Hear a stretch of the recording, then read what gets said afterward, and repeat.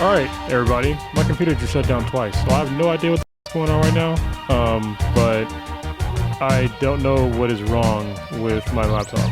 So we'll see how long this stays up. But the rest of the guys are calling it a night. I think what I might do is we'll see how long this stays up, and if it stays up for more than like maybe 5 minutes, I'll send out a link, and maybe I'll just talk to whoever's in the chat.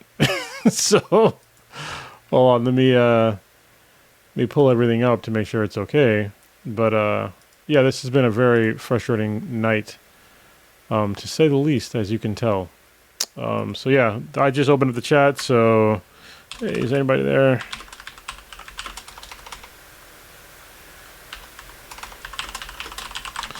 And I will troubleshoot, I guess, to see what happened to my laptop twice in a row. Tomorrow, if it doesn't just shut down like right now. So if anybody's in the chat, I'll put a link in the chat with a way to talk to me. Video chat. There you go. So this kind of be an open format. Whatever you guys want to talk about, I will talk about as long as my computer stays up. And if it's a long enough thing, then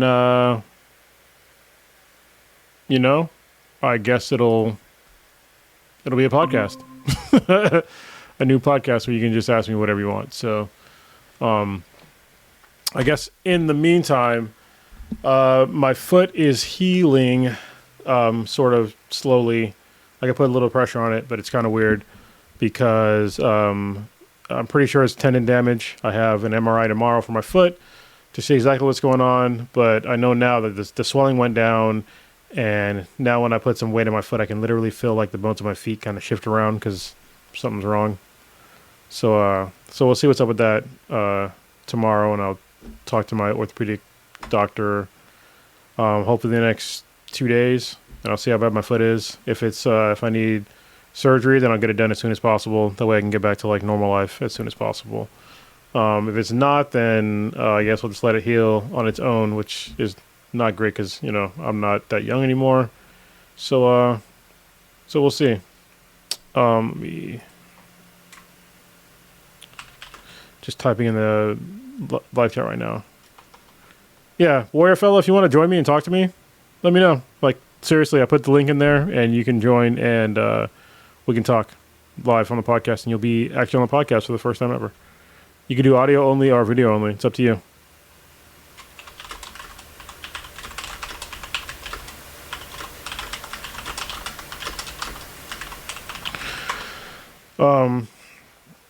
Other than that, what else has been going on? My daughter's been going to jiu-jitsu, which has been nice. I actually got to take her yesterday for the first time in a long time because like I didn't want to drive with her in the car because my foot is all messed up. My right foot, which is the one, you know, you mainly drive with if you have an automatic. Actually, it's what you mainly drive with anyway because you have to start and stop with that same foot. And if you go with one foot and stop with the other, then you're a maniac, and please stop driving cars, because you should use one foot for, yeah. Well, I think old people and people that don't know how to drive cars will use 2 feet. I've been playing a lot of God of War Ragnarok, probably more than I should, and I don't know how long the game is, but I played it for quite a long time, and it's amazing. I have to say, it's really amazing. I've been very happy with the game so far. And I don't want to... Can I spoil it? I guess it's been more than a week, right? You get to play as... I will just... There's gameplay... I don't want to spoil the whole thing for you. How do I put it? There's a part in the game where you get to change up the gameplay, and it's super cool. And you get new companions, which is also super cool. And there's a whole bunch of different differences in the game. People that complained about the game, you know, being in the same places. It's like, not really. It's like complaining that, you know, every, I don't know, like every Devil May Cry game is based on Earth. It's like, yeah, technically you're correct, but also, I mean, there's a lot of places on Earth. So, and even in, you know, the latest in Ragnarok, where you revisit some areas, they're similar, but they're not the same. But they look sort of similar because you were there and you get to see the after effects of Fimbulwinter starting, and that's pretty cool to see like the differences in the terrain, and you get to go to different realms, and there's new enemy types, there's new types of weaponry. It's like, and the acting is spot on. If you like the first game, you're definitely going to enjoy Ragnarok. So yeah, it's for me, they improved upon the first game, the one that came out in 2018. I want to say the first God of War, because the first God of War was like a super long time ago, which I enjoyed as well. But these the reboot of it, not reboot, but the latest sequels have been masterpieces, by far masterpieces. And I think it's even more of a masterpiece if you happen to have kids and struggling to deal with like kids and like their attitudes, and just like being a parent. It's hard to be a parent, and especially I think it's probably harder when you can just like literally just like kill your kid with like one hand. Well, I guess I pretty much that's kind of morbid, but yeah, I mean, Kratos is the God of War. Now he's like a dad again. I think people probably forget in the game, if you didn't play the old ones, that oh, here we go. What's going on? I think we got Warriorfella. What's going on, man? That's kind of morbid. Oh, you gotta mute whatever I'm saying God of War, on your end. Again, I think people probably forget. Can you hear me? If you didn't play the old ones, that Oh no, it's just getting the loop. This is like the I think we got Warriorfella. What's going on, man? then I was gonna catch up. Hey, yeah, you gotta mute whatever I'm saying. oh, hold on. Yeah, there we go. You gotta catch up. It's like the radio. All right, I got this. Get this graphic off the screen. Okay. No, Yeah. Can you hear me? I can hear you, and I don't hear me, so that's great. Oh man. Hey, guess I'm now on your podcast. I'm really here on your podcast. Officially, yes. Oh man. Great. All right. And luckily, I didn't have the screen up where it shows like me and you, because it has your government name on there. So I'm pretty sure we met before, right? Yeah, we have quite a few times. First time was San Francisco Comic-Con 2015. And you were Finn, right? Yeah, I was dressed as a Star Wars Finn. I now see Star Wars Finn because there's apparently there's another Finn from some other universe. I think it's Adventure Time. Yeah. I like Adventure Time, but I started watching it with my youngest, and I can't, like, there gets to a point in Adventure Time where you can't watch with kids anymore, with young kids, because it gets like super violent. Oh, really? I only know because I looked at the promos and I thought it was lighthearted, but it sounds like Yeah, it really is the kind of hardcore. it gets deeper later on. It deals with like loss, and like I think Finn loses like a limb, or I think multiple limbs. Like he gets like, they go through like a war, and it's like, it's pretty crazy. If my daughter was on here, my oldest daughter, she would tell us all about it because she's watched them all. Yeah. So how's your night going? Okay, just okay. So just came from a day job, and about to graduate from school, get a degree, and where I can find a job in audio producing. Oh, so you can give me some tips, huh? Yeah, maybe a couple, but I'm not going to pretend I'm an expert. I'm still.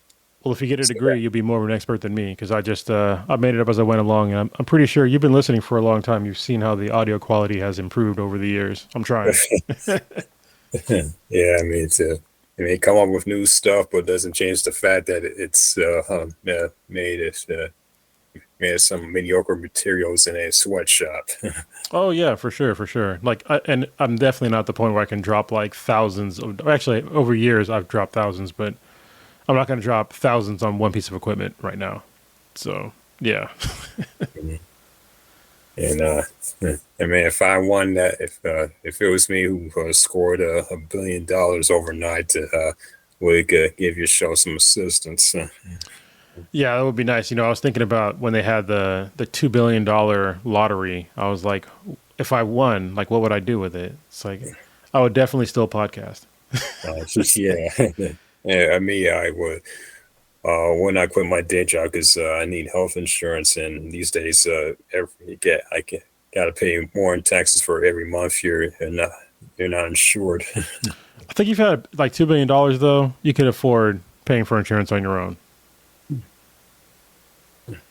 because they have private insurance if you're rich enough. Same thing with like technically you don't have to have your own like automobile insurance. You can just put like I think it's like 30 grand. You can put in like a certain account and that counts as like your insurance. But most people just insure anyway. No, I did not know that. Huh? Yeah, it's one of those weird things that I retained from driving school and also knowing how to drive. From driving to school, they never brought when I attended driver's ed, they never brought anything like that up. Yeah. I went Oh, through oh, like oh. I went through different driving schools. So I went to one in America, then I had to go to one in when I lived in Qatar, which is weird because I had to like in driving school over there. Actually, it wasn't a school, but like doing a driver's test over there. You had to, all the tests were in manual cars. You couldn't do it in an automatic, which was cool because I already know how to drive in a manual car. So Uh, yeah, the manual manual versus automatic. I can handle manual, but it is a chore, and then every time I feel like I don't put my foot correctly on the clutch, and it makes that sound. I kind of wonder, oh crap, did I just cause some damage to the car? yeah, a little bit you did. It's like an instant reminder that maybe you don't know how to drive. I did it plenty of times. I burned out a clutch when I was young. It's all good. If you have to drive an area that has hills or do not get in a manual. Well, yeah, there's a trick to it. You have to use it's the e-brake trick. So what you do is you hold your e-brake up, and then you kind of feather the clutch, and then you have to like press on the gas, let off the clutch, and let off the brake at the same time. So it's like a coordinated effort to like not go backwards. Oh, interesting. Well, where'd you learn that? Where did I learn that? I don't know if it was just I figured it out on my own or somebody taught me. I'm pretty sure I just figured it out on my own because I used to drive a lot. Like both me and Blue, we used to both like we both used to drive manual cars. And we drove a lot, and we used to like street race too. So yeah. So after you graduate college, like what kind of job you trying to get? Uh, but in sound producing and not in music, because during the courses I would focus more on music, and they're okay then, but wasn't as passionate like like my classmates because they were neck deep in the music thing. They were musicians, already produced songs. Uh, I mean, I just want to do sound production for what you hear in video games, Ah, TV shows, and movies. And okay. Are you yeah, trying? that's Are you trying to focus on a specific type of sound that you're going for, like background? I guess you said not music, so I guess what kind of like sound are you going for? well, let's say one's kind of required. I'm have to do with the environment, like to Ah, hear the characters in an environment, uh, and some things if you hear it, whether it's coming explosion or some require voice effect or some other sound effect, that kind of things. And I've become more of a fan of Foley mixing, where I go here and there, recording sounds. That would be good for uh, the sequence in the scene, and plus a voiceover thing. that'd be cool. Yeah, because I'm thinking about like certain sound designs, and like recently, like I was just playing God of War Ragnarok, and like I keep an ear out for the sound of the ravens, and it's like unless you're really listening and paying attention, like the sound and everything else around you, if you don't listen for the ravens, like you'll miss them all. And I think it's like those little touches that in video games that kind of go a long way, and also in like Doom in the soundtrack, or not in Doom the game, the way that they ramp up the music and like they have certain cues and like when like you have to do stuff. And I think that most people don't even recognize those sorts of things, but those cues are definitely things that get you way more engaged in gaming. Like I didn't recognize it until like recently. Yeah, I know. I mean, quite a lot of cues I did not take time to notice until I started training myself and I. It's also like what you'll hear in live action film where you think where you sounds you hear you might think they did on set, but no, it's the sounds all post production. Got people in recording studios taking this some sturdy, soft objects, even food and water, and come up with the proper sound. So, Yeah, like Breaking Bones is like, was it celery or something like that? I think I watched a couple videos on that. Yeah. I did. That's one of the videos that I watched that showed one of the recent Mortal Kombat games where we hear someone's bones break in. That was someone using celery sticks. Yeah. That's very innovative, and like yeah, it's one of those things. Like I said, nobody thinks about it, but somebody's got to make all those noises. Even like punches, like somebody's got to hit like a bag or a piece of meat or something like that. Like that's not usually the way that a punch sounds unless you hit somebody really flush. So are you still up in the Bay? Yeah, I've been in the Bay my whole life. Born in Hayward. Fremont is my hometown. Moved there from when I was 2 and relocated back to Hayward when I was 17. So, and it turns out Hayward is got at least a few famous people there, like Mahershala Ali, Yeah, The Rock. Smith, right? Yeah, and Dwayne The Rock Johnson. Well, Yeah. And then I was there. yeah. Yeah, it's funny because I grew up in Newark actually. So yeah, you were like I was the next city over from you. Well, we're in Enclave, so Fremont actually surrounds Newark. So yeah. So what high school did you go to in Fremont? I went to a couple. My freshman year was at Irvington, and my sophomore year at Kennedy. I do not recommend either of the schools, especially Kennedy. Right, it was turned out to be one of the worst schools in the country. Oh wow! Yeah. So and for my then the 2 following years when I went to Hayward High and going to school there was liberating. I actually had a good number of teachers and people in the principal's office who actually did give a damn and wanted to help me and anyone who wanted to help themselves. So. That's always good, like having teachers that care. That really does go a long way. I remember when I was in first grade, and I failed first grade. And I had passing grades, and that's when like I stopped caring about school.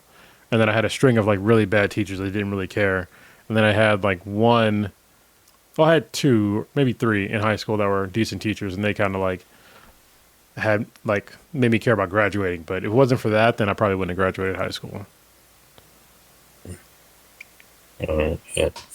And did they? I was asking it because at Hayward High they put me with a counselor. Just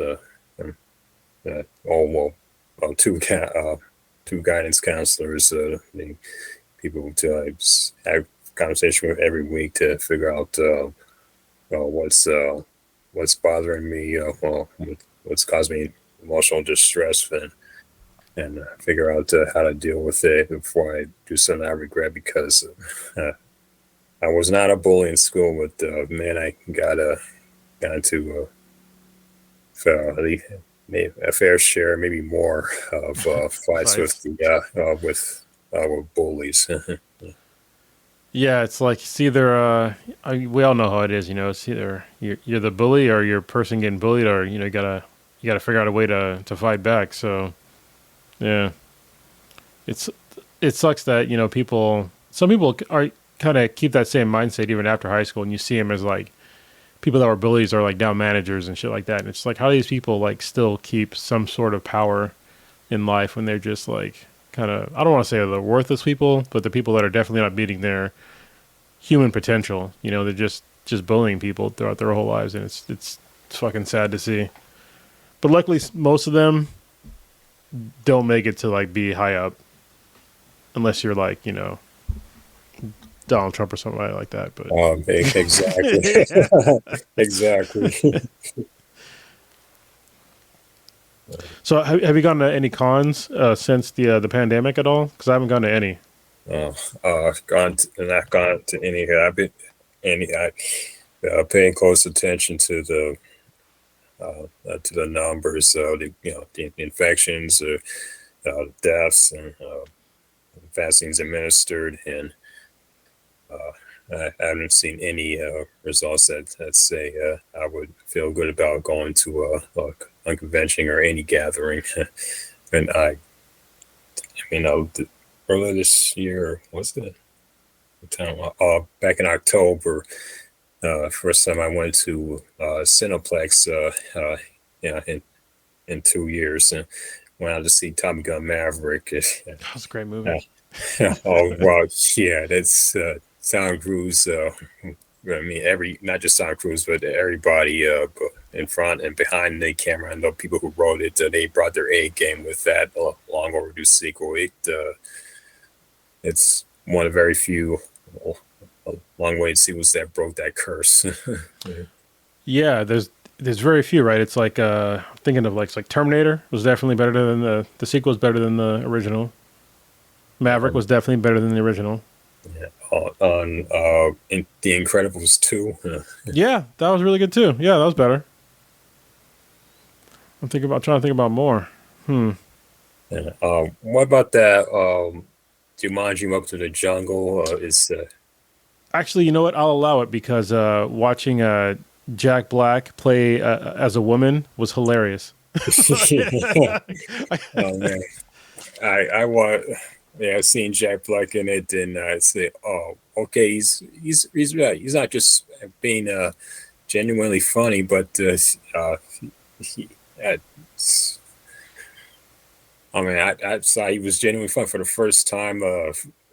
He's genuinely fun when he's not doing the voiceover of a kung fu panda. Yeah, yeah, yeah. He definitely really impressed me with his acting in that movie, and now he's playing Bowser and the Mario Brothers, which I'm on the fence because his version of Bowser seems amazing, but Chris Pratt just playing Chris Pratt as Mario, I'm just like that's kind of for me it's disappointing. I'm like it doesn't sound like Mario, it just sounds like Chris Pratt, you know?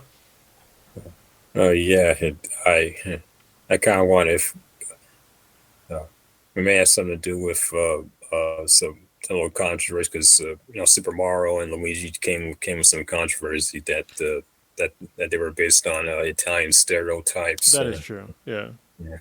So instead of so they probably had Chris Pratt use his own voice instead of a stupid Italian accent.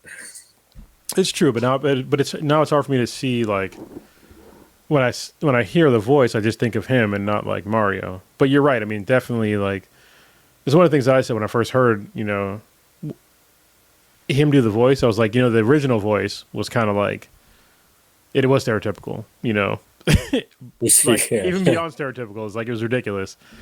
But I think they just toned that down by like maybe 6 points, 7 points. They'd have been okay. But then you just come up with just Chris Pratt. I don't know. I just think that maybe there'd be a different way. Maybe they can do a thing where they do like a change.org and do what they did with Sonic and get a different voice actor to just overdo the whole thing. Yeah, yeah, that's yeah, and that's about right. And just get get a different actor and let him or her bring their own thing to the character. Yeah. Did you watch Wakanda Forever? Uh, uh, Man, if gatherings were not too dangerous, I would have been. I would have been there on Thursday night watching it, but no, I'm still still waiting out. I would like if I won that lottery, I would have rented a room and just have that Yeah, to myself and well, you know, that's the I ideal mean, way to go. I, I, yeah, I rolled the dice. You know, I got my fourth vaccine. I got my second booster, which is my fourth shot. Like about a month and a half ago. So I'm a little more, you know, even though I can still get it, but I haven't been sick at all. And my daughter gets tested weekly, and I test every now and again. But it's whatever your comfortable level is, you know. I can't discount that at all. Like, if you're not comfortable getting out, then don't go out. But I will say, the Wakanda Forever for me was amazing. all right. Then they do a good job of uh, paying homage to Chadwick Boseman. They did, yes. And if you're the teary-eyed type, you're going to cry in the movie probably more than once. So Thanks for the heads up because ever since Chadwick passed away too soon, uh, I can't watch anything with him in it without feeling sad, just because he was not just one of the better performing artists, but he was out there doing the best things, not the worst, and it's just not fair that he dies before so many people out there who want to do more harm than good. yeah, so you definitely want to bring some tissues, that man.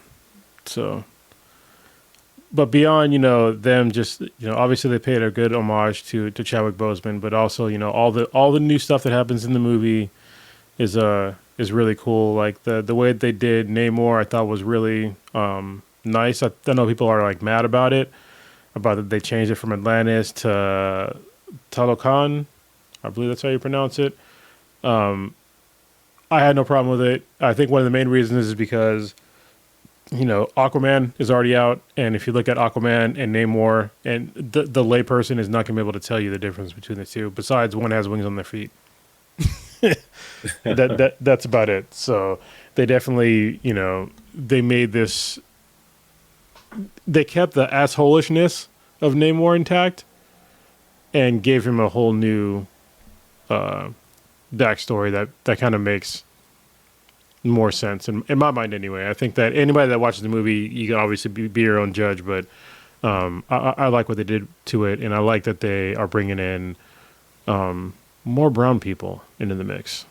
Yeah, because I think before Wakanda Forever, the only brown person I saw that had a decent role was the one played by the character played by Michael Pena in the Ant-Man movies. Yeah, for the MCU, yeah. And if you go back beyond, I mean, well, you got Anthony Mackie, right? You got the Falcon. He's got his own show. So Yeah. it's sometimes it's easy to forget sometimes because it's kind of few and far between. And then people will say that Black Panther was the first black Marvel movie character, which is like incorrect. We have Blade. Incorrect. Got Blade back in the late 1990s. Yes, and without Blade, you would not have the MCU. Even though Blade was not in the MCU, but he started. That was the first successful Marvel movie. Was Blade? Yeah, exactly. Yeah, I remember being a little kid watching the very first Captain America movie, and even back then, I hated it. I mean, just as soon as I watched it, but I was disappointed. I felt better by going to Nickelodeon and watching one of their cartoons because, and they're like Rugrats. Well, compared that to 1990 Captain America, the original Cap was way more of a cartoon than what you would see on Nickelodeon. Yeah, yeah. So hold on. You talking about the original Captain America, like way back in the day? Yeah, way back in the day. Okay, I was gonna say because when you said Captain America, I was like, "Are you younger than me?" I was like, You didn't seem Oh, that much oh, younger oh, than me oh, back wait, then." wait. I meant. Sorry. Sorry. I was a little inaccurate. I meant the movie from. Well, I think what was it? 1990. Yeah, yeah. That was a terrible movie. It's a terrible movie. Well, people think that like this when they had Captain America and Iron Man and the Hulk, like these were all like first time movies. Like most of these were not. These are like second or third attempts, at making a Marvel movie with iconic characters. Because remember, in the past they had, I think it was a Hulk movie, but I know for sure they had a Punisher movie, which actually wasn't that bad. Um, But I think that was after Blade, though. No, yeah, sorry, Dolph Lundgren. That was before Blade. That was a terrible movie. uh, yeah, yeah, I did some searching. I came across Dolph Lundgren's Punisher, the trailer, and I could tell that they did not try to make it one of the better movies, so I didn't bother watching it. Yeah, you definitely you weren't missing much. I think we Yeah. should probably do like a watch party on Discord, and just we should all watch like older Marvel movies and see like how bad they really were. You know what I Yeah, mean? yeah, we could do our own what was it, riff racks? Yeah, riff tracks. Yeah, it's like Yeah. yeah, and just see like how bad because some of them people forget that like they existed and they were terrible. Even like Batman movies back in the day, like the original Batman show, like it wasn't that great. No, it was campy with a capital C. Yeah. But then you got Michael Keaton, and he just like I think that was a true start for like really good, or at least decent, comic book based movies slash shows was Michael Keaton's Batman. Yeah, yeah, there was, and I did hear about so much down about Keaton being casted as Batman because he was known for Beetlejuice and Mr. Mom and other good comedic roles with the. But he showed the world that how versatile he was by doing a Batman that uh, had more of a tone that was inspired by the Frank Miller comics of Batman. Yeah, yeah, there were just fantastic movies, and also it wasn't just Michael Keaton; it was also That the Jack director. Nicholson is a Yeah, joke. yeah, Jack Nicholson as Joker, and also the director Tim Burton. Like him making a movie like that, like a comic movie, was like unheard of at the time. Like having Tim Burton, the guy that did before that was like Beetlejuice and other kind of like sort of wacky. Even though Batman was kind of wacky too because of the Joker, Yeah, yeah, but it was still like pretty serious matter. yeah. Yeah. Batman was yeah. He had liked how he had Batman to bring the serious stuff and uses his Joker to bring the wacky stuff. Yeah, I mean, and I remember going back and like watching it. It's like having Prince on the soundtrack was like dope, and they were wearing like purple and stuff. I was like, oh man, I need to go back and watch it like again because I haven't watched it in probably like a few years. But I definitely remember like some of the songs from the movie, and yeah, it was like really cool. And like at the end when like he pulls out like his gigantic gun out of his pants, that shit was hilarious. Doesn't get old. Yeah. Oh man, yeah. I think I was about. Yeah, I remember watching 1989 Batman. That's when that's the first time I paid attention to Prince's music, and I grew up liking his style more than Michael Jackson's. Yeah, I think Prince is like one of the most underrated artists of all time. I actually recently listened to a podcast about safe cracking, and one of the guys. So apparently, like when Prince died, he he literally had a vault. So I thought when people talk about the vault, I think they're like bullshitting about it. Like, but he actually had like a legit like vault in his house. That was like a bank vault, And so when he died, they didn't know the combination to it, so they had to hire a safecracker to get into his safe and to get access to like all of his music. And it literally was a vault full of his music. Well, Prince did not trust anybody with the vault code. Yeah, no, he really didn't. And somebody got in, and and apparently it was one of those vaults. It was almost like it was movie like, but the guy with the vault cracker that was talking about it is like if you got into the vault the wrong way, like this sheet of like metal would come down, and you would basically never get into this vault without destroying all the contents inside. But he figured out a way to get into it because he was like a professional. Like people hired him, like corporations would hire him to get into vaults for this same reason. So, yeah. Yeah. All right. So And are you still? oh, and I, Go ahead. all right. So I don't mean to change the subject, but when we were talking about '89 Batman, and Burton used Batman being serious enough, but also like it was not just Batman character. He also did it with with Bruce Wayne when when he meets same part where he's in Vicky Vale's apartment. Meets Joker face to face as Bruce Wayne, and he goes like calm and collected, and to just out of blue, he's yelling and shouting and challenging the Joker, and that every time I start seeing that, I think myself, well, that's my childhood when I'm especially when I'm clashing with the school bullies. Yeah, flipping the switch, right? Yeah. Yeah. Yeah, I forgot about that. Yeah, like well, for him it was a big act because he could do it, right? Like Yeah. if he had it to get it done, but he would like destroy his persona. But I think like for people that go through stuff like that, it's probably like the same deal. Well, actually, I went through it too, so it's like the same deal, like destroying part of yourself to like assert yourself. Yeah, just assert yourself. Yeah, and that kind of, I think that got played in a little bit in the writing of Batman the Animated Series. So with you remember the episode, the episodes. Well, mostly the episodes where they show Harvey Dent's transition to Two-Face, and when he's talking to reporters, and they have bad guys getting arrested behind him, and one of them makes a threat towards Harvey and kicks some mud on him, and you can see the look on Harvey's face. I can't believe he just kicked Jeremy, and then all of a sudden he just looked mad and intense, and this all this red glowing around him, and he grabs the hoodlum who kicked mud at him and throws him on the ground and starts shouting at him, making threats at him, but in a different voice, a very scary and louder voice. Yeah.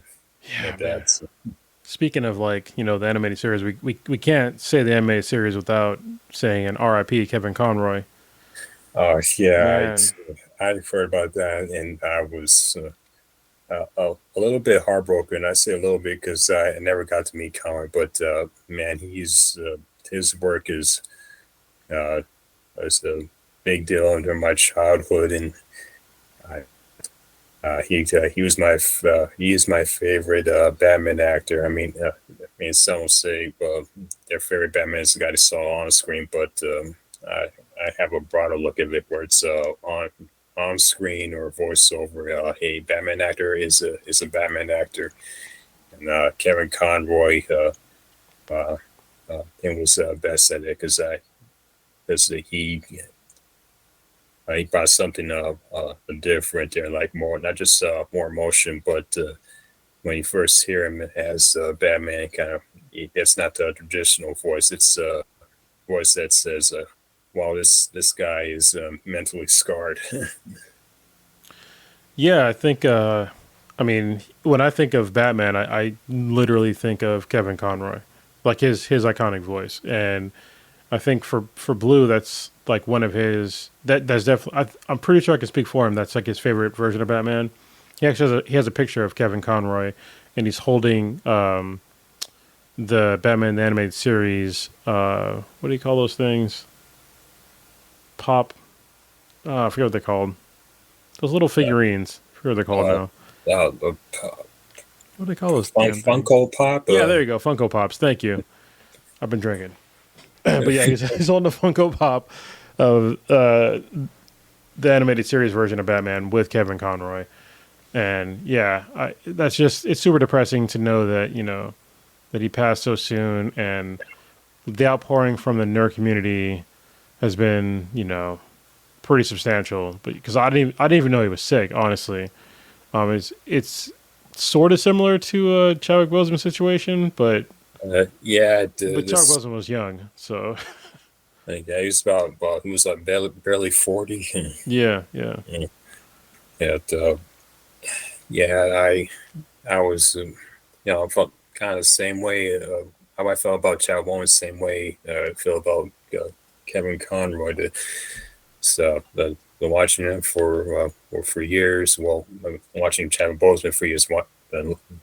Following Conroy for decades, and really liked the work. And when I watched them on, in interviews or at cons, and how they conducted themselves, and they did it like well-minded human beings, and they're so fed up that they're not with us anymore, and so we still have many out there who are out causing more harm than good, and somehow they're not deceased. yeah.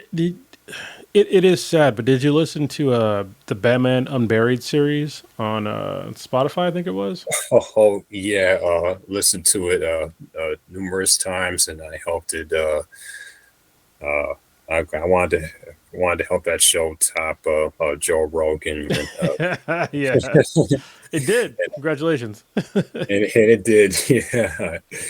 Well, Winston Duke from Black Panther and other Marvel movies. I really liked his voice work. Mostly as Bruce Wayne. His Batman sounded a little bit like a robot voice, sort of similar to Ben Affleck's Batman. But and listen to that show, and I was so glad of what they did with the writing, the voiceovers, and all the sound effects, Yeah. and it seems like that's as close as we get to an R-rated Batman.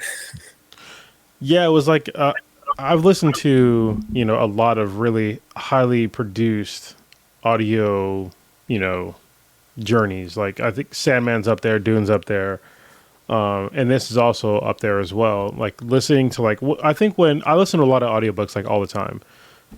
Right now I'm listening to, if anybody's curious, on audiobook I'm listening to The Lost Metal by Brandon Sanderson, which is a fantastic book. But I'm constantly listening to something on audio. If it's not a podcast, it's a book. And it's always nice to listen to a book's type thing where they have like sound effects and different voice actors and like all these other things. And yeah, this Batman and Buried, like they had a star-studded cast. Like Lance Reddick as Thomas Wayne was fantastic. They had like so many really good cast members, and like whoever did their audio design was like great as well. It's going back to what you were talking about before, man, about sound isn't always just about like music and other things, but it's like the little things. Like I think the very beginning, the first episode, when there's like somebody was cutting into like a person, you could like hear like the cutting of the meat, Yeah. Yeah, and it's like, oh, this is kind of gross, but it's also like, this is kind of amazing. It's some authenticity. Yeah. So that's like those little things that'll get you in there. But yeah, we talked about it many times on the podcast, but if you haven't listened to Batman Unburied, definitely do it. When they said Winston Duke was going to be Batman, I was just like, huh? Because I'm thinking of like M'Baku, right, from Black Panther, but he does such a great job as Batman. Yeah, he's I think Winston Duke is underrated voiceover performer. I'm hearing him as Bruce Wayne and Batman, and as M'Baku, and yeah, he's also he's versatile as both voice actor and a on-screen actor. Yeah, I look forward to like seeing more of his work. I'm trying to think about there was another actor recently who I was happy who was getting like more work. I can't remember who the fuck it was though. But there's a few actors out there where like they have like a breakout role, and for me, Chadwick Boseman was one of them. Bringing it back around, where after he, for me, when I saw him as Black Panther, I never knew about him before at all, and then he started getting like more and more roles, and then then he passed. So it's just fucking sad. Yeah. Trying to think about. Are you still reading comic books at all? Yeah, as a matter of fact, I am, and I'm more focused on the ones that have more adult theme. And and after I met you and your guys at the 2015 San Francisco Comic Con, Damn, it was a long time ago. yeah, I began to look into more comics that had adult themes, because before the only two grown-up graphic novels I was reading were Spawn and The Walking Dead. Okay, those are good ones. Yeah.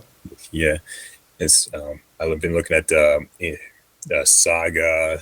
Saga's so good. Yeah, East of West, and Yeah. The Boys. Yeah. Yeah. Yeah. And I just started reading Paper Girls after watching the series, which was got screwed because of trolls who hated the fact that there were multiple number of teenage females who were not gonna take crap from anyone. Yeah, I think that I feel bad for Brian K. Vaughan, who did, he's the writer for Paper Girls, and he's also the writer for Why the Last Man. And I think that, I think America, because America, consumes the most amount of media, I think, probably worldwide. But they just, like, most Americans are just not ready for a really strong female-led cast. And even with... Go ahead. So it seemed like a majority, at least a majority, or probably most Americans just for a strong female-led cast. I mean, that was more proof of that in the 2016 election, where the last two candidates had a female politician that had a stack of qualifications and made a career out of public service versus a celebrity who was incredibly stupid. Yeah, honestly, that one election, I couldn't vote for either of them. I had my reasons for not voting for Hillary, but it was mainly because of, like, the crime bill and other things. Because that was a tough call. it definitely wasn't sexism for me. It was probably my easiest decision of all the years I've been voting out for president. That was maybe number two in the easiest to say. No, number one, definitely number one, because the first time was in 2004, but that was my easiest choice. But then it dropped to number two after seeing what I had to choose from in 2016. So yeah, that. Yeah, I didn't see it. Unfortunately, tough call, but I had to remember. I could not remember what we were up against, and I cannot afford to be bitter or petty. Yeah, I couldn't afford to be petty about it. I'd have the one with the qualifications and the one who has nothing. That doesn't have someone who has zero quality to bring to the table, and I not so excited about Hillary, but it was I was going to be the well established one, or the freaking idiot. Yeah, and honestly, at the time, like I didn't vote for either, because I was just like, no. But looking back on it now, with obviously hindsight is 2020, I guess I would have had to, but also not, because, I mean, no matter how I would have voted, I'm in California. So no matter what I vote for, it's going to go for the blue candidate. It's going to go for the Democrats. So even yeah, so it really didn't matter. And actually, like the last time I voted for a president, I wrote in my vote. I didn't vote for either of them. I wrote mine in. But yeah, I think going back though, if I lived somewhere where it actually mattered for my vote, then I definitely would have voted for. I would have sucked it up and voted for Hillary, because yeah, Trump was like he was terrible, like, and people would like try to like downplay like how terrible he was, but it's like he was really bad, really, really. And then I went back to like looking at like his actual history of like being a businessman, and it was like it was terrible, and his racism, like actual racism, because people are just like, well, tell me about his racism. Well, there was the 5 kids that he took a full page ad out in a magazine that said that they raped some woman that they actually didn't do, and he never apologized for it. And there were 5 black kids. Never apologize for stuff like that. And there's also like that's an overt thing, but there's like a lot of like little things that people, if you're not black, don't really understand, but yeah, he's a racist, and I don't have any problem saying that now. Yeah, it's true though, and he's so racist that just calling him that word is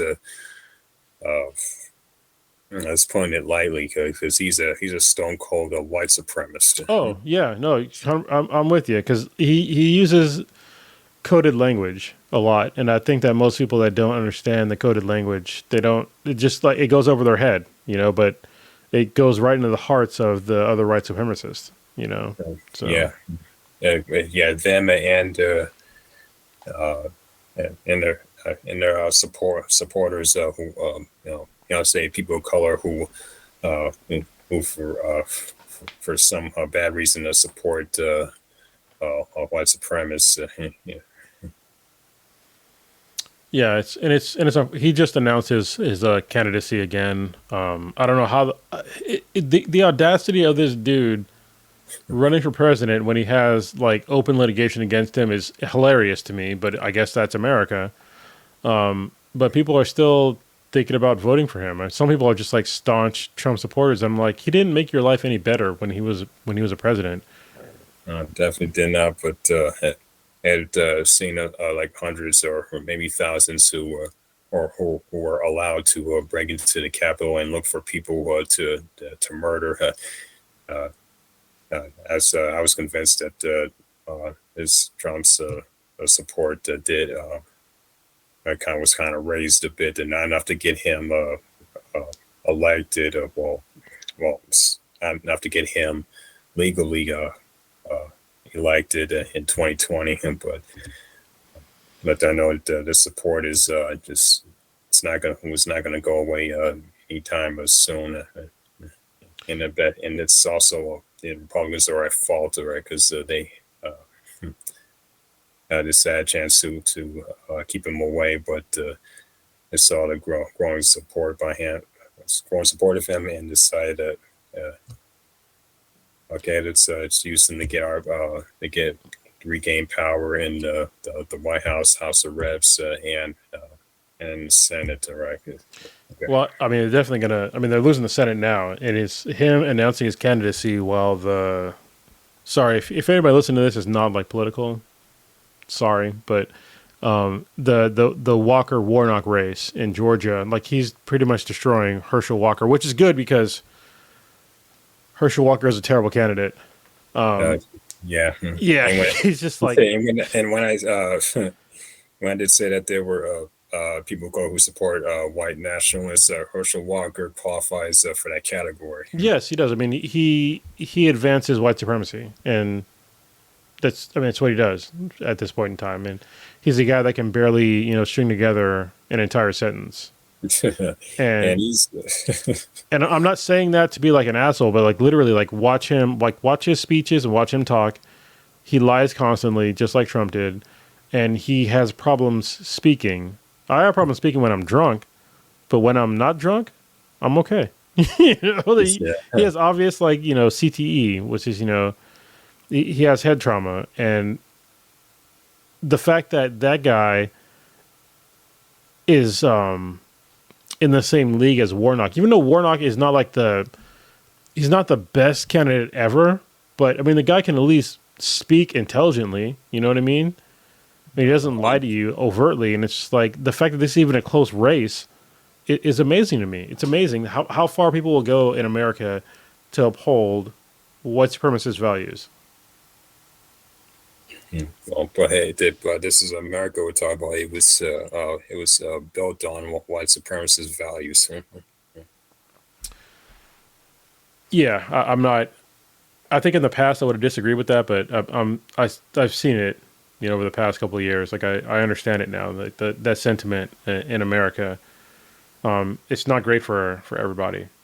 And I think that we can go a whole lot further to make it great for everybody, not just some people of a certain skin tone. Yeah.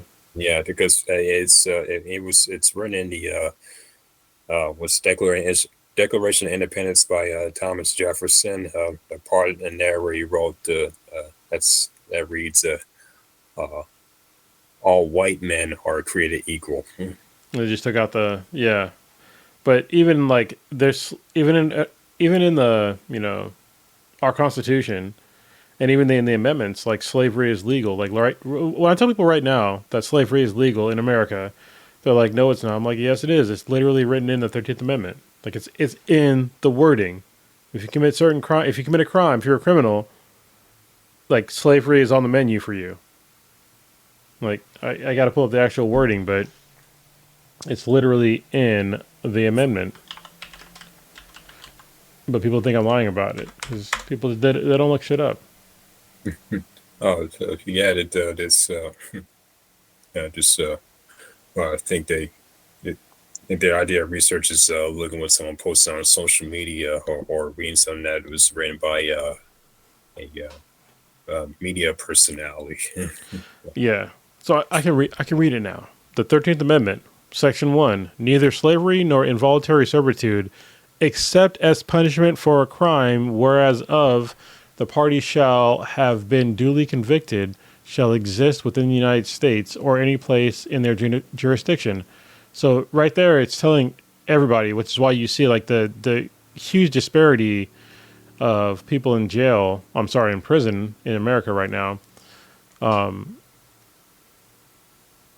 Slavery is illegal unless you commit a crime, and that's why our crime rates are so high, and that's why so many people are in prison, because it's slavery. They're trying to put more people in jail, and it's mainly brown people. And I mean, people want to talk about, America is one of the most just and free societies in the world, but it's like, no, it's not. We have more people in jail than China does. I'm sorry, more people in prison or incarcerated, however you want to put it, than China does. Yeah. Especially like by per capita. So. And don't invest in rehabilitation and just set up people to be put in prison and to be put back in there, so that if they use as slaves to use all this machinery and whatnot to create clothing, license plates, and whatever. Yeah, even fight fires and not get paid as firefighters, and can't get a job as a firefighter when you get out. It's just wrong. Anyway, that's depressing. So are you caught up on Saga? I want to get back to that. Okay, I read volume 1. I read a little bit of volume 2. I feel more inspired to finish of volume 2 of Saga before I move on to the next thing. But yeah, the first volume, wow, I never thought that. I look at that and say, I wonder how come science fiction movies are not this don't look this beautiful, don't have this this tone of seriousness, and that one female alien that was a bounty hunter, didn't have arms. I'll never get that image out of my head, where it showed her with all of her legs. And Oh, spider legs. Yeah. yeah, oh, holy shit! I mean, I Yeah. turned the page and words came out for whoa shit! Yeah. I said that out loud into I made my eyes look wide. I can never see anything like that, man. Yeah, I think what's funny to me is like, so one of my old um coworkers, I technically we're still coworkers. But she, because I told her I was reading comics, and she was like, "Have you checked out Saga?" And I was like, "No." She's like, "Check it out." And I was like, so I checked it out. I was like, "Oh, this is fucking really cool." Yeah, I think it was like the second or third page of like the first comic book, and it was just like some lady cursing and like giving birth, and I was like, "What the fuck is going on right now?" Yeah. But it's like it's a really amazing story. I think the combination of Fiona Staples, the artist, and Brian K. Vaughan, the writer, was they're like peanut butter and jelly, you know. And I'm envious of you, man, because you didn't get the long layoff that I got because I was caught up with the comic, and then they went on hiatus for like I'm pretty sure like 4 years, maybe longer than that, and they just came back. I think like within a year from now, but I haven't had their comic in like a couple of months, so I'm like, are they on hiatus again? Because I haven't gotten one. And it's funny too because I'm still getting my comics delivered to me from the comic shop in San Leandro. They actually ship me my comics every couple of weeks. Yes. So you while you receive shipments of comics, uh, I just do the old fashioned thing. I look for a quality comic book store uh, uh, and buy what they have. I, and I do. I want to thank you again for telling me what about the comic book stores that you go to, because I found used to have two. There was Black Cat Comics in Milpitas, Mm. but that didn't survive the COVID-19 and induced economic problem, and it closed for good. So the one I got to now is in San Jose. Elusive? Yeah, Elusive Comics. Yeah, Yeah. they were in Santa Clara, and they relocated. At first, I thought it went under too, but uh, yeah, I saw something that I think you or one of the other guys posted in the chat is had a list of places, and one of them was Elusive. So I searched it and found out they didn't shut down. They just went from Santa Clara to San Jose and a bigger store. Yeah, good. I think it was Old Ninja. That was his former comic book shop because he used to live in the area and now he lives in Fremont. So yeah. And yeah, Saga is the last book was on July 6th, 2022, which I don't have, and now I'm kind of angry about it. I need to go and find it online. But the next one is in January 25th, 2023. So it's like, what the fuck? So it's like they take some hiatuses sometimes. And I'm pretty sure there was like a 4 year hiatus on like one of their runs, and it was like it was sad. Um, so what they have coming next year would be what was it? It just an issue, or is it a volume like a book filled with a few issues? It's just an issue. Yeah. Oh, okay. Yeah, it literally was. It was a 4 year hiatus because it was like Saga 54 was in on July 25th, 2018, and issue 55 was January 26th, 2022. So pretty close to 4 years. Okay. And I was like caught up in July of 2018. Yeah. I mean, I got uh, I got a lot of catch up doing on my adult themed comics. I just and now when I collect them, it's I don't use the the issue numbers anymore. I just wait until they're trade Trades. paperback, Yeah. and we have a few or more issues all in one, and of course that would save some storage space for me. If I do want to read an issue, I'll go onto the internet like DC Infinite and Marvel Nice. Unlimited, read the digital versions. That's the adult way to go. I'm still childlike. If you're watching the podcast, you can look at the background behind me. You'll see like my comic book boxes. There's like I think 30 something boxes behind me of comics that are like single issues, and I have a bunch. I have trades too. They're in long boxes, but I need to put them in a like a bookshelf. So it's about the ones that are behind you on your left. Yeah. Those are all boxes. Those are all short boxes, and there's some long boxes back there too. And then there's like a bunch just like sitting around me, like too many that I need to read. So. But Kratos and Atreus has been taking up my time recently, so and try not to be depressed about my foot. So yeah. Yeah. And I'm you say you're a bit childlike with comics, so if the get the issues out for me, guess what makes me a bit child like as a geek guy is I collect some materials that are accurate to what I see on screen, like a Star Wars.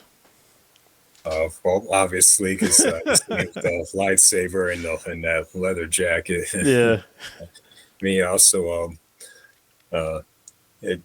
DC, Marvel, and some things that are not relevant to fantasy, like vintage muscle cars or any cars that me and most people on this planet will currently can't afford and will probably will never afford. But so I get the models, the die-cast models that are I think 1x24 and 1x18. And I just got the two I got for my birthday this year are the 1970 Dodge Challenger, painted white, and I saw that one. I thought about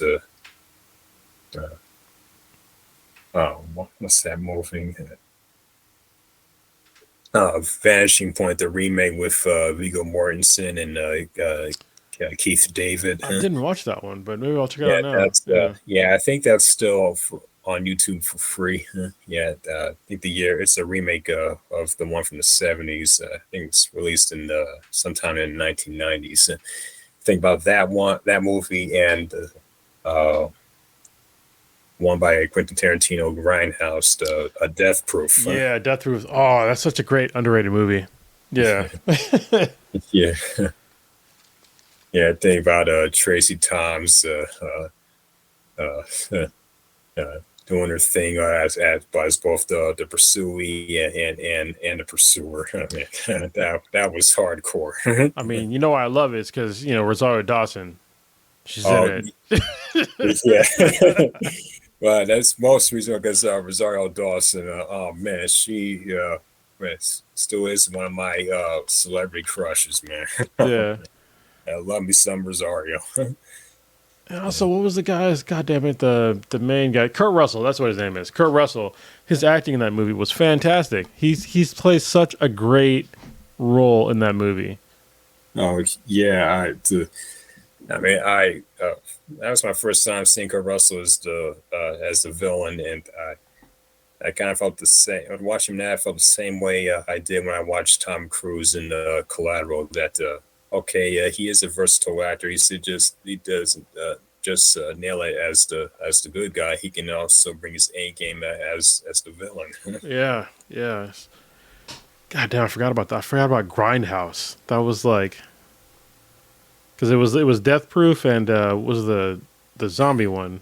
Was it zombies? Yeah, Planet Terror. Yeah, I didn't watch that yet. I think I got it saved on Hulu. Yeah, it's not as. I mean, it's cool because like there's a woman in it that has like an AR-15 Or I'm sorry, it would be M16 for her leg with like a 203 attachment, which is hilarious. But Death Proof is just like the acting in it is so much. It's so much better and it's so much more interesting. You know. Oh, really? Okay, I'll check it out, man. Yeah, I think it's is it Rose McGowan? No, it's not Rose McGowan. It's somebody in it who has like an M16 as the leg.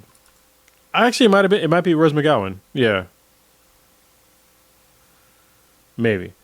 Yeah, damn, you bringing up like movies that I watched a long time ago, but not too long ago because those in the 2000s.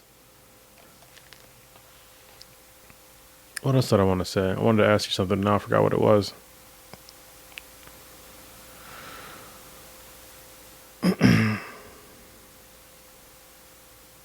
So did you catch up on East of West? Did you finish that one? Oh, East and West Side. Yeah, that's one of the things I'm trying to catch up on. That one's I done. haven't, So there's definitely an ending to that one. I think. Well, so they're not printing that anymore. It's so did they get a grand finale or was it canceled? No, it's a good finale. They finished it. Yeah. Okay. All right. Yeah, I gotta start on the first font. Yeah, keep going because like the I forget the artist's name, but I want to get him. I want to talk to him on the podcast because I love his artist style, but he doesn't have like a whole lot of like books out right now. He had one that just came out recently that was about like it was almost like climate change, but I forget the name of the books out. They were pretty good though. What was the guy's name?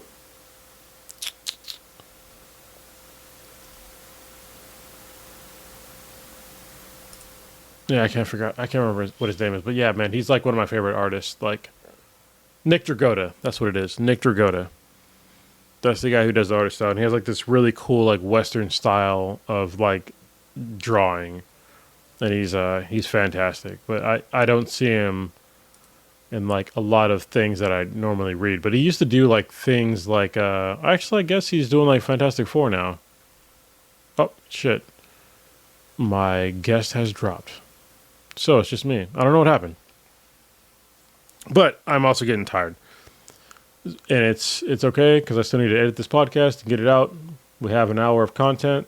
So I guess maybe I'll do this every now and again where I'll just like talk to somebody that normally listens to the podcast and we'll just like kind of just bullshit. And we'll bullshit like this and I'll release it. So I had a lot of fun talking to Warriorfella. Thank you very much. He's one of the guys that we've seen more than a few times at local conventions, and he's always been like really cool. And I really miss going to conventions, and hopefully next year, we'll start going to cons again. But I know like this year because both me and Prodigy, we're in the same area now. We're in San Diego County, and we wanted to go to Comic-Con, SDCC. But it was like there was a huge spike for the Rona when it was down here, and I couldn't take the risk. He couldn't take the risk, and we have different risks from probably. I have a more of a risk than most people with my family, so don't judge me about the coronavirus. But hopefully next year things will be better. Me and my partner, we're getting out more. So, there we go. He's back. Hey, now you got video. Yeah. Oh, hold on up. It's okay. They can't see you anyway. Oh, you got a samurai sword. Not just any samurai sword. It's Michonne's. Holy shit! God, can I switch this around? I don't know if I can switch my thing over to you. Hold on, give me a second. I got to figure this out. How to like switch it over. If I can, I'll do it in a second. If I can't, I'll let you know. So I have to like release the camera from here. And one sec.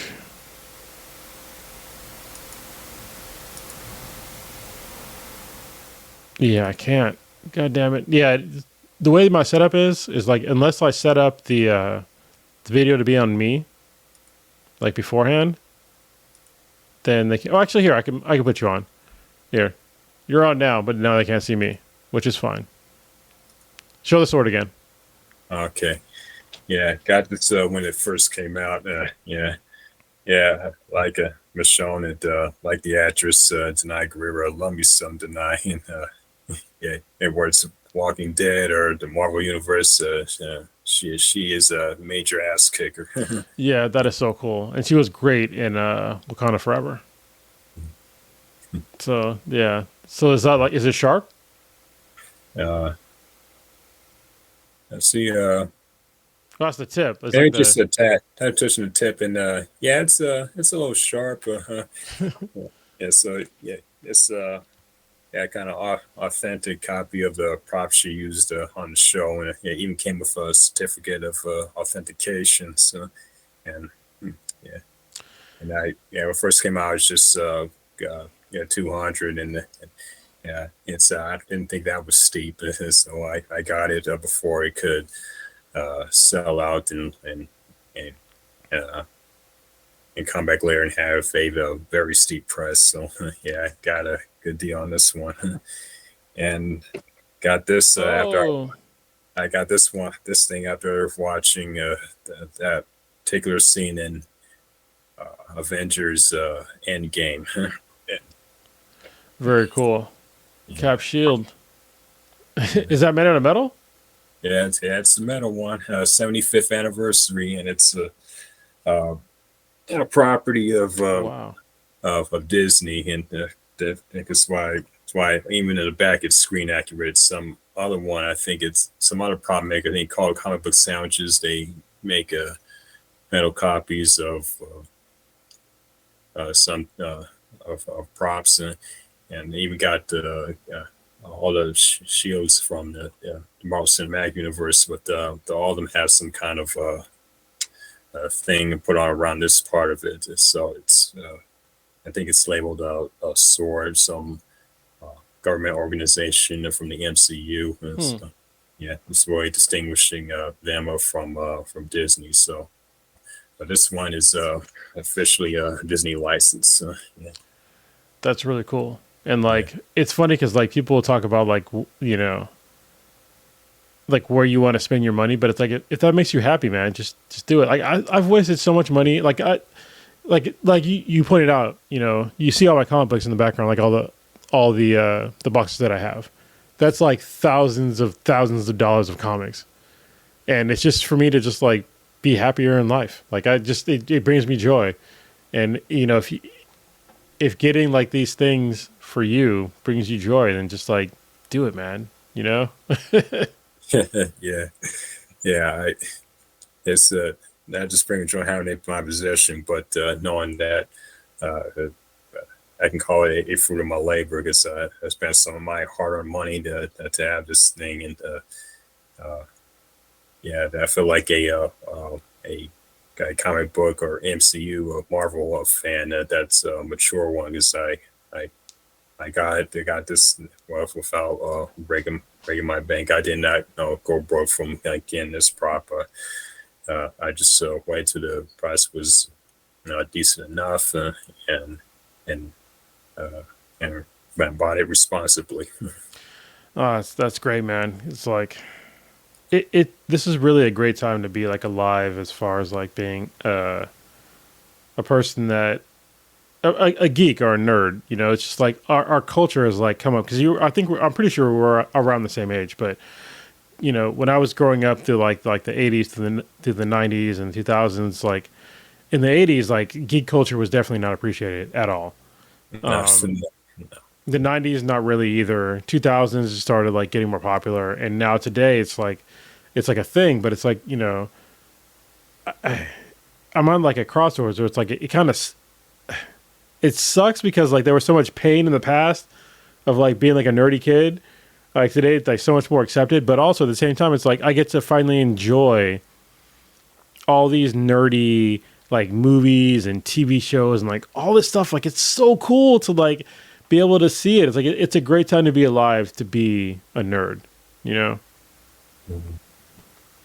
Yeah, and I feel like the nerd geek culture still has a long way to go because I mean, as a black nerds, black geeks, so we Yeah. still got to go through obstacles, still got barriers to break, but we're taking some steps forward. So I'm glad to be a part of that battle. Yeah, for sure. Because like I don't know how. Do you cosplay? Like I know you're Finn. Like when I saw you and you play, I seen you cosplay a couple other times too. But do you cosplay normally when you go to cons? Normally, no, I wouldn't say so. I've other than the Star Wars fan, I've cosplayed as Benedict Cumberbatch's Sherlock. Okay.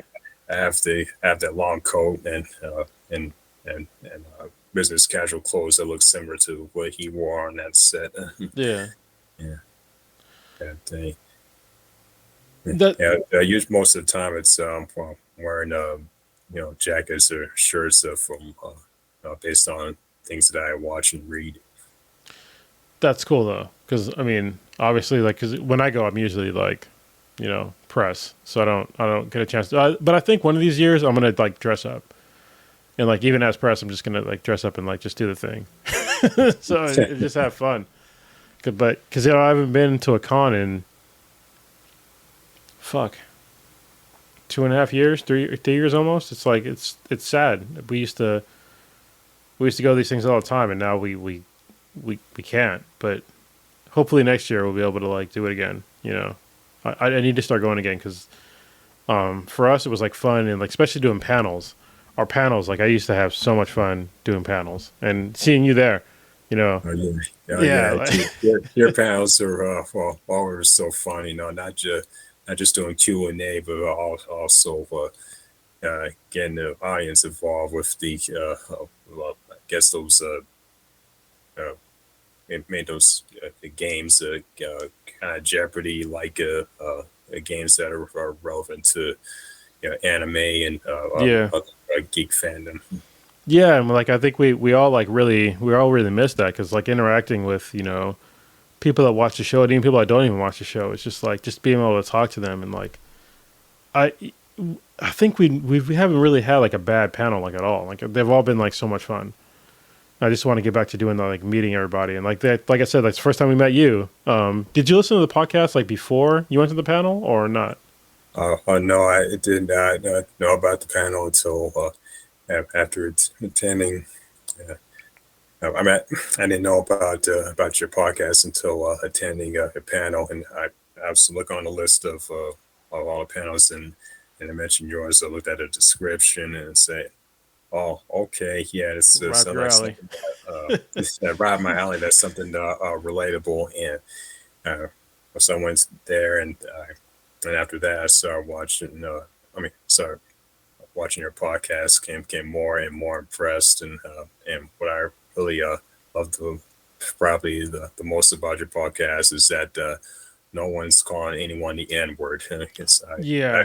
I bet you. I looked at YouTubers and even at panels, and I started to feel comfortable when I heard N word this, N word that. Well, I think that's interesting because like I know that like I have an issue with the word. And I'm pretty sure I know that other members on the podcast do too. But it's just like it was like one of those things where it's just like I don't. It's disrespectful to me, and like as a kid though, I used to say the word like all the time. Like it was kind of like it was just in my vocabulary. But then as I grew up, like I understood like how disrespectful it was to like first of all myself, but then like other people.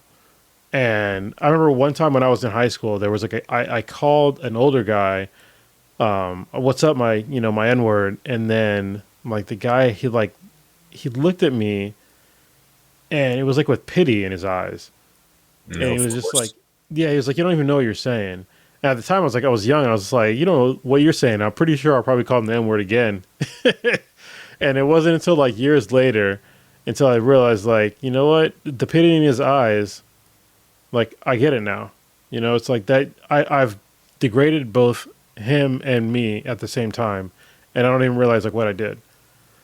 And I'm not like, I don't want to crap on people that do use the word. But for me personally, like I think that it shouldn't really be used. But it's weird because it's like it's so pervasive. Like it's in our music. It's in the our main society, and I think that people took away the real meaning of the word, but it still makes us angry. So when people say like, you know, don't react to it, or they don't really understand like the actual what it means to like be degraded on that level. Yeah, the disrespect. Yeah, Disrespect. Yeah, it's it's that thing about you don't you don't learn from the past. You are doomed to repeat it, and uh, that pretty much explains it. That no one knows about the history of that infamous word, and it's all doomed to repeat it. yeah. Even like over the past 2.5 years, it's even more embarrassing. Like the whole journey I went on to like actually reading books on like civil rights and like racism, like all these things. Like my eyes have been like super open. It's like just now seeing like the whole history of like the amount of weight that belongs to that word and other things that I'm realizing now, especially now that I have like my my youngest daughter. She's darker than I am, and she's like knowing that she's gonna have to at some point in her life somebody's gonna say that word to her, and it's like how is she gonna take that, and it's like I feel like I have to like fill her full of like extra love in her life, because I know someday somebody's gonna try to like tear that away from her with a word. Yeah. And that's, I think, every black parent goes through this shit, so yeah. Sorry, got kind of deep. Yeah, that's that got deep and depressing, but it need to be said. Yeah. Got yes, keep it balanced here, both real life and fantasy. Yeah, yeah. Well, all right, I think you have successfully saved the podcast for the night. Okay, I'm glad to help. And oh no, the one reason I got this thing is because made in Wakanda, man, a technology advanced black country. Yeah.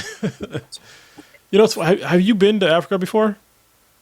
No, I've never had the opportunity, but I hope to someday in the future when it's safe enough to travel. Definitely not now of Gotcha. With COVID, yeah. COVID. Yeah. Well, once it is safe enough for you to travel, definitely go back to the motherland. I've been a few times. I want to go again because I've been through the bad parts and some of the good parts, and I definitely want to go. I want to go back to Ethiopia to spend more time in there, and I want to go to probably Ghana someday. And I had no idea that there's like whole repatriation programs to certain countries in Africa where you can just go back, and they have plots of land for you that you can get on the either not for free, but at least discounted. And I had no idea that it even existed. So, but go visit. Oh, interesting. Okay. Yeah. I'll keep that in mind. Yeah. Go. I mean, I can say for sure, if you visit Ethiopia, if you go to Addis Ababa, you will not be disappointed. Okay. Okay. Yeah. Well, I had to check out Ethiopia because I used to go to an Ethiopian restaurant in Oakland on MacArthur. Yeah.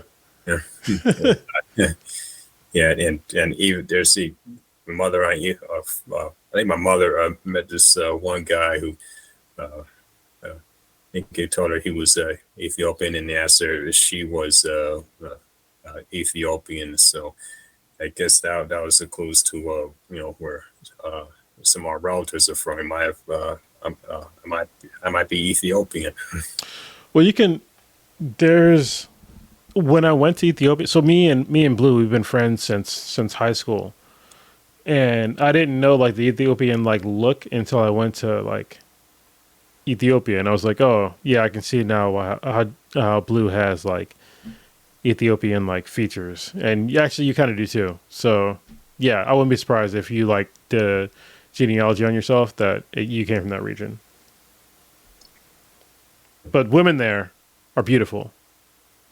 So like I was very surprised because like in America when you talk about Ethiopia, especially like in my day, they talk about how like they were all hungry and like skinny and like blah blah blah. But I went there and I was like, there was like a bunch of like Beyonces running around. I was like, what the fuck is going on? Like they totally like lied about like this country and also the continent in general, of like being poor and like impoverished and just like. I don't know. You got to go and look and see for yourself, but I think you'll be pleasantly surprised once you go to, and not to say that like every place in Africa is like the greatest, because like not every place in America is great. Right. But I can say that in Addis Ababa, you will have a good time. In Ethiopia. And you said it was Addis Ababa, huh? Yeah. Okay. Got it. It's one of the major cities. Yeah. Anyway, we do have to wrap this up because I have to like use the bathroom. It takes time because I'm still on crutches, and I got to edit the podcast. So, Okay. All right. Hey, it was a fun being on your podcast, man. I look forward to guest appearing again, and thank you so much for the invitation. yeah, thanks for joining. Like you literally said it, because I'd have had like talk with just me and without doing anything. So yeah, you definitely saved the podcast. Thank you very much, Warriorfella, and it was good for everybody else to hear you and see you. So thanks, man. Next time I'm up there, we'll have to hang out. Yeah, I really hope so, man. Because I tried to hang out with you and the guys a few years back, but it was a set up place that served in Fremont that served cigars and alcohol. Oh, the cigar lounge. You don't drink, right? Or smoke? Smoke. I know I'm willing to try a cigar, but maybe just once or twice. I've only been a smoker for a week, and I quit that, and because I could tell it was not making me feel any better. It made me feel extra moody. Well, cigars are not like cigarettes, so I make you feel maybe a little better about that. But because I used to smoke cigarettes for a few years, and I quit when my daughter was born. But it's not like cigarettes, so yeah. Yeah, I do drink, but I know better than to drink and drive, because the rule is do not drink and drive. But a lot of people think it's don't drive drunk, but it's don't drink and drive. So if I know I'm gonna have booze, I use public transportation. That's a good call. So, like, hopefully next time I'm out there, we can hit up Clay the bartender, because he makes the best drinks. We'll take Bart up there, Uber Black, and then take Bart back and Uber wherever you want to go. So, yeah, keep it safe. Yeah, be safe, not sorry. Exactly. All right, man. Have a good night, all right? Yeah, right. Good night, Cronus. Later, man. All right, see you, Space Cowboy. There you go. That's the thing. That's what you always say. Nobody knows. This is what he always says at the end, like in the chat at the end of the podcast. Cowboy Bebop, baby. Exactly. Shinshiro Watanabe till I die. Yet many questions remain unanswered.